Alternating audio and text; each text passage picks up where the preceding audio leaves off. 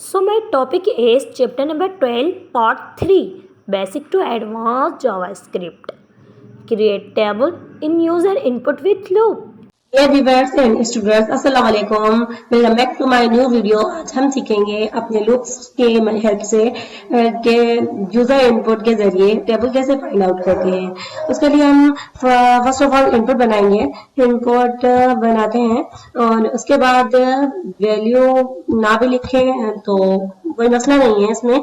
तो इसमें place holder लिखते हैं, प्लेस होल्डर में लिखते हैं इंटर इंटरव्यू नम लिख दिया मैंने, हाँ नंबर लिख दिया मैंने। और उसके बाद बटन बनाते हैं एक, और बटन बनाते हैं बटन एंड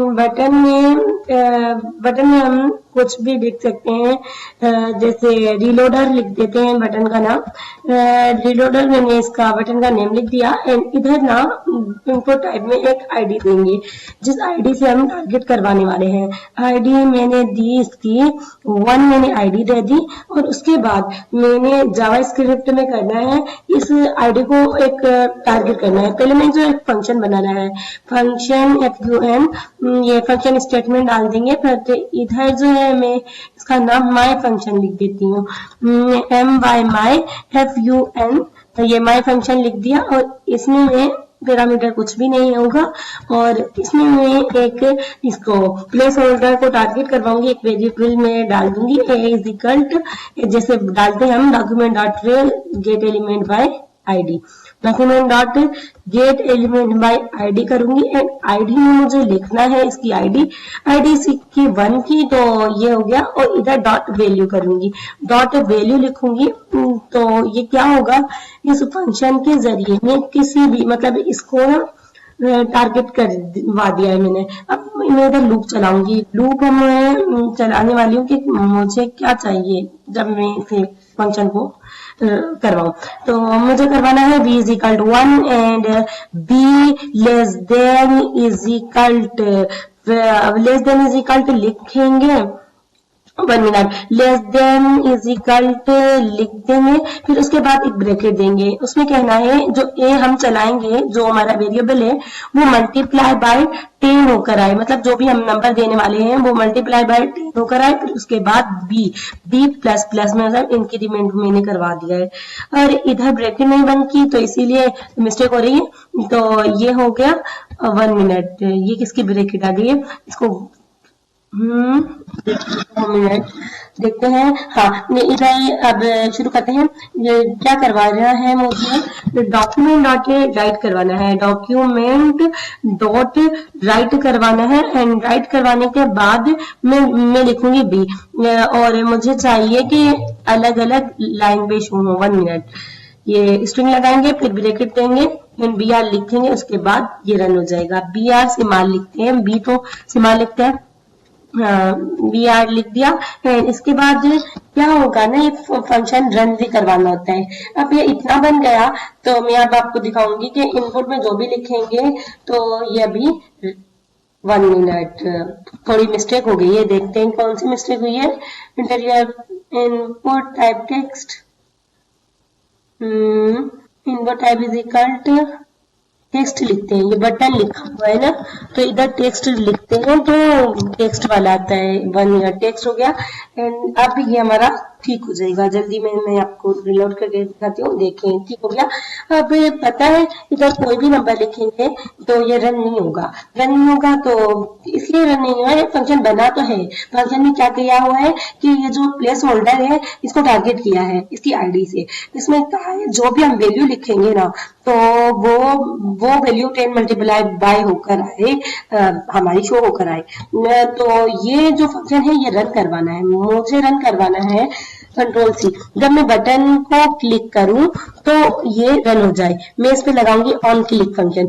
ऑन क्लिक लगाया तो इधर मैं दूंगी कंट्रोल बी, मतलब ये फंक्शन रन करवाने के लिए। अब मैं इसको सेव करूंगी, फाइल को सेव हो गई। अब मैं इसे रन करवाऊंगी तो देखिएगा जिसका जो भी मैं नंबर लिखूंगी वो मल्टीप्लाई बाय होकर आएगा। रिलोड नहीं हुआ, एक बार फिर से चलते हैं अपनी स्क्रीन पे। अब दोबारा से रन करवाते हैं और इंशाल्लाह ये रन हो जाएगा। हाँ आ गया। अब इधर जो भी नंबर लिखूंगी वो मल्टीप्लाई बाय होकर लूप के जरिए आ जाएगा। ये देखें, ये 30 वैल्यूज तक आ गई, 30 वैल्यूज तक आ गई। अब लूप तो 10 वैल्यूज का चलना था, तो ये सारी मल्टीप्लाई बाय होकर नहीं आ रही, बस ऐसे ही मतलब लूप चल रहा है। तो इधर हम क्या करते हैं, इधर हम अभी ये नहीं देंगे, इसके लिए हम अभी इधर कंडीशन लगाएंगे, इफ वाली स्टेटमेंट डालेंगे। इफ में स्टेटमेंट डालनी है जो हमारा जो बी है वो मॉड्यूलस हो जाए, modulus a double is equal to 0। इसका मतलब कि जो हमारी जो बी है, बी जो लूप चले वो ए में जो भी वैल्यू मतलब कि उसकी जो है वो टेबल के हिसाब से आए। हम लिखते थे, जैसे हम लिखते थे 2 मॉड्यूलस 2 इज इक्वल 0 तो 2 की टेबल आती थी। जब हम लिखेंगे ए डबल इज इक्वल 0 तो उसका मतलब ये होगा कि एक में जो भी वैल्यू लिखेंगे तो उसकी टेबल ये हमें शो करके दिखाएगा। तो ये टेबल नहीं शो रही थी, अब शो होगी। ये मतलब इफ की कंडीशन डालनी, तो हमारी अब टेबल ही शो होगी जो हम नंबर लिखेंगे। अब मैं आपको ये रन के दिखाती हूँ। 1 मिनट पहले मैं इधर सेव कर दूं और अब मैं इसे रन करवाऊंगी। अब इंशाल्लाह ये रन हो जाएगा। ये देखें हो गया। इधर अगर 2 की टेबल 2 लगाऊं तो ये 10 मतलब 2 की फुल 10 वैल्यूज तक टेबल आई। अगर दोबारा मैं इधर 9 की टेबल लिखूं तो 9 की टेबल तक आई। मतलब इस फंक्शन के जरिए हमने क्या बनाया है, जिसकी भी हम टेबल लिखेंगे, ये एक ऐसा फंक्शन बना दिया है जिसकी भी हम टेबल लिखेंगे इनपुट में, उसकी हमें वो टेबल पूरी शो होकर आएगी। ऐसे भी कर सकते थे कि हम ये फंक्शन 1 मिनट एक टेबल का ही बनाते, जैसे कंट्रोल सी कर दूं एंड कंट्रोल कर्सर करके एक कमेंट आउट कर दूं और इंटर कर दूं, और मैं एक दूसरा फंक्शन आपको रन करवा के दिखाऊं जिसमें मैं कहूं कि सिर्फ और सिर्फ हमारी इस टेबल के ही डिजिट आने चाहिए। अब मैंने कह दिया कि 5 टेबल के ही डिजिट आने चाहिए, तो इधर मैं अगर इस लिखूंगी तो वो हमारी 5 की टेबल में से ही वैल्यूज आएंगी। देखें 3 लिख दिया, अब ये देखें 5 की टेबल में से 5 वैल्यूज आई हैं हमारी। क्या हुआ कि 5 की वैल्यूज में से ही आई। अगर मैं इधर 6 भी लिखूं तो भी 5 की वैल्यूज में से ही आएंगी। ये देखें, ये हमारी एक टेबल का काम हो गया कि हमने इधर उसी टेबल में से वैल्यूज आना हो गया। ये वाला फंक्शन ये डिफाइन करता है, और ऊपर वाला फंक्शन हमें कोई भी वैल्यू लिखेंगे, कोई भी नंबर लिखेंगे, उसकी टेबल फाइंड आउट करके हमें देता है। ये मैंने आपको 2 फंक्शन बनाना सिखा दिया। बस इसमें क्या है कि a इज इक्वल 0 लिखेंगे तो इसका मतलब होगा a में जो भी हम वैल्यू डालेंगे उसकी टेबल हमें फाइंड आउट करके ये फंक्शन देता है।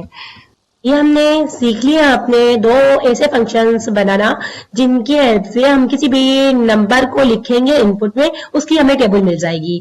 और एक हमने इधर सीखा कि एक नंबर की टेबल अगर हमें चाहिए होती है तो उसमें ये नंबर दे देते हैं। तो कल हमने सीखा था, जो हमारी पिछली वीडियो है उसमें लूप के जरिए हमने स्क्वायर और क्यूब निकाले थे, और आज हमने इनकी मदद से एक वैल्यू देनी है इनपुट में और फिर हमारी उसकी टेबल निकल आएगी पूरी की पूरी। और दूसरा फंक्शन हमने ये बनाना सीखा है कि एक टेबल की अगर हमें वैल्यूज निकालनी है वो कैसे निकालेंगे, सिर्फ एक नंबर को चेंज करके अगर जिसकी चाहिए हमें वो नंबर लिखना है, फिर हमें उसकी टेबल आ जाएगी।